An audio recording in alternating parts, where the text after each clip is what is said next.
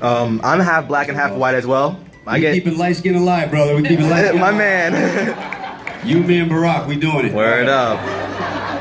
You know, I have black friends and I have white friends as well. I don't know if you've ever been made fun of for acting too white or acting too black. How did you just ignore all that or just keep it tunnel vision and keep moving towards success?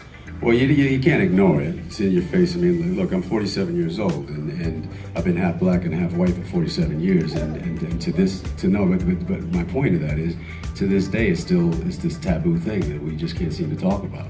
Barack Obama, I'm not talking politics. Barack Obama's half black and half white. How much do we hear the news or people talk about that? Right. You know what I mean?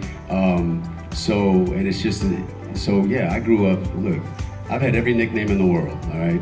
All my lady friends out here, my baby girls out here, I'm their brown sugar, their chocolate thug, I'm their baby boy and all that, all right? But when I grew up, I was Oreo cookie, I was cafe latte, and in fourth grade, I was Mark. Oh. All right? Now I've been Schlemiel, Schlemazel, Shemizi, Shamboogie, I've been Shamrock, and now my team is calling me, because all these billboards and buses, they're calling me King Kong, jumping from billboard to billboard. But no, to answer your question, like I said earlier about my mother, my father's black, and he's very black.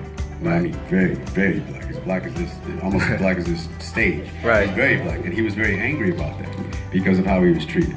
And my mother being a white woman from Boston, it's, I'm not, I can say this out loud, back in those days, before I was born and as I was born, my mother comes from a very racist environment, including my loved ones, my family, who evolved, who got to know me, and then through dealing with me and getting to know me as their nephew or what have you, they're like, oh, maybe we need to look at black or the N-word a little differently. But my mother just was very strong about understand where you came from both sides, understand your history.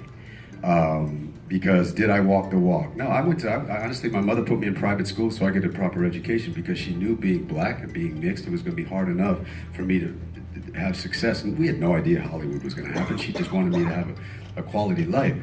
But she said, you got to get that piece of paper. So it was important for her to she put me in private, that was her choice, and she was a teacher as well, she was a math teacher. She put me in private schools, but when I went to these private schools, they were predominantly white. So I'm not gonna lie, like I found my blackness later in life. And because me in junior high school and high school, I was like, what's up, dude? You going to the Keggeran? Yo, Allison, she's bitching. Like, oh my, dude. Fucking right on, dude. Yeah, all right. It's cool. I mean, I just kind of talk like this because that's how everybody talked at school. Yeah, man, it's awesome. It's so awesome. Come on. To Soul Train. And to like, what up, dog? Yeah. Ain't no thing but a chicken went to Soul Train. You're right. You ain't got to get off this train, but you got to get up out of here. But we'll be right back this time next week, same time, same station. Ooh, baby girl is banging, girl. If she got some junk, you be like, ooh, that girl can sit down. If she got a nice rack, you say, baby girl can breathe. Like, And so then I started doing, and as funny as that is, I started doing too much of that. I was like, okay, I gotta prove I'm black. Right. You know what I mean? And then what I did was, as life went on, I just found my voice in my lane and just accepted that I'm a little bit of both. And I have the experience of both.